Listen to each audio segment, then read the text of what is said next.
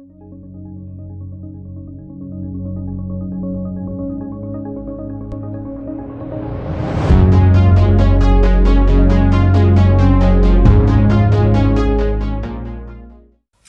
everyone, my name is Kartik and my channel is about mental models. I hope you're enjoying my videos. If you are, then please subscribe to my channel, and as always, please like and share this video with everyone you know. In this video, I'm going to be talking about Gresham's law. The simple definition of Gresham's law is that bad money drives out good money. The definition came from coinage, in that approximately 500 years ago, different metals were used for the same value coin.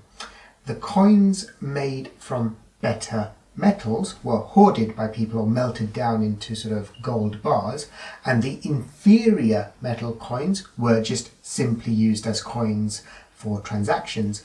And in this way, the lower quality coins, or bad money, were more used in circulation, and they drove out the better quality coins, or the good money, out of circulation. So this situation of coinage is obsolete in the modern day, but Gresham's law still extends to other walks of life, such as bad behaviour,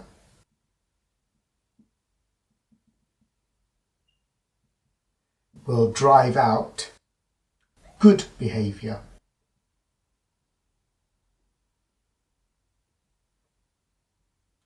And sort of bad practice will drive out good practice.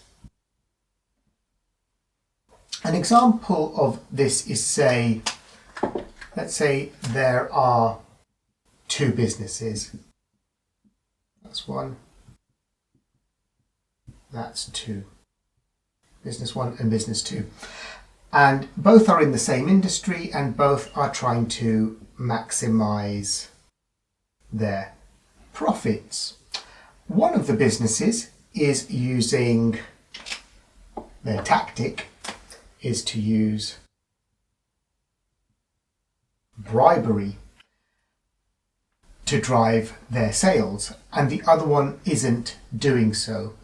If the practice of using bribery goes uncovered, or there is no punishment for this sort of business practice in this industry, then the bribery model will gain a sustainable competitive advantage, and it will drive out the other non-bribing business. So pretty soon, this business will fold. So the bad business will drive out the good one.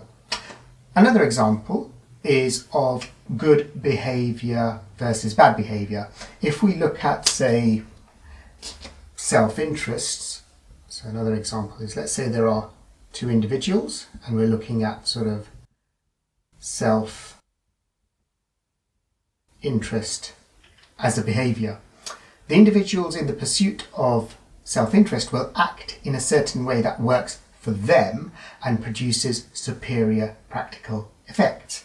Again, if this continues and there is a disregard for society, and there is no policing or regulation, then more and more people will be influenced to behave in this way because it works and it's getting results. And so why not do that?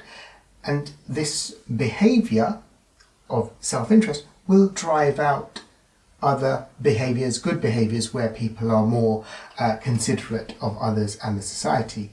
And so policing and regulation, in both examples, policing and regulation are important to ensure there is a balance. Going one step further, so we've got sort of regulation,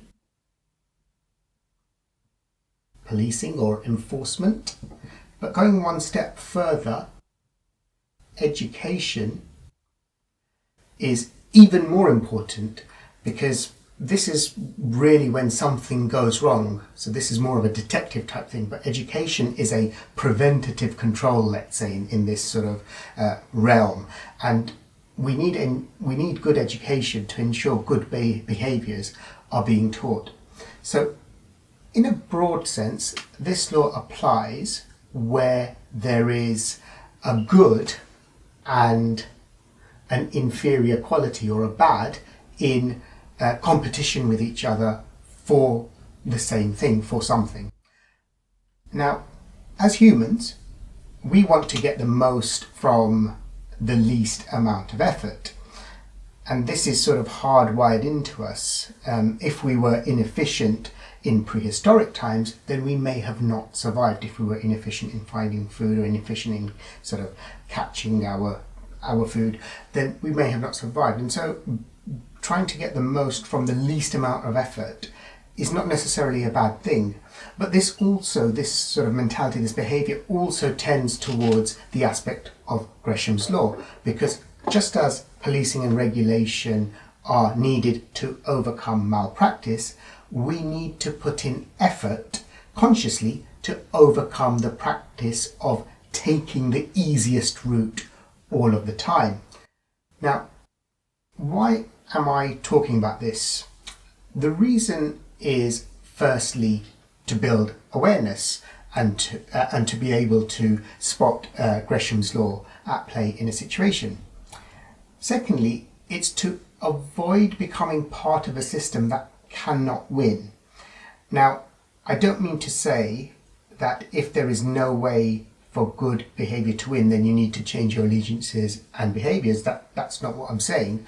What I am saying is that, thirdly, in the short term, bad will drive out good in terms of behaviours and practice, but in the long run, true value will win. And therefore, it is to focus on those areas where good behaviours are actually winning and stay away from the bad ones, as this will only be a short-term gain at best. And that's all for this video and mental model. I hope you liked this video. If you did, then please check out my earlier videos flashing on screen now. I'm sure you will like them too. And I will see you in the next video with another mental model. Thank you for watching. Bye bye.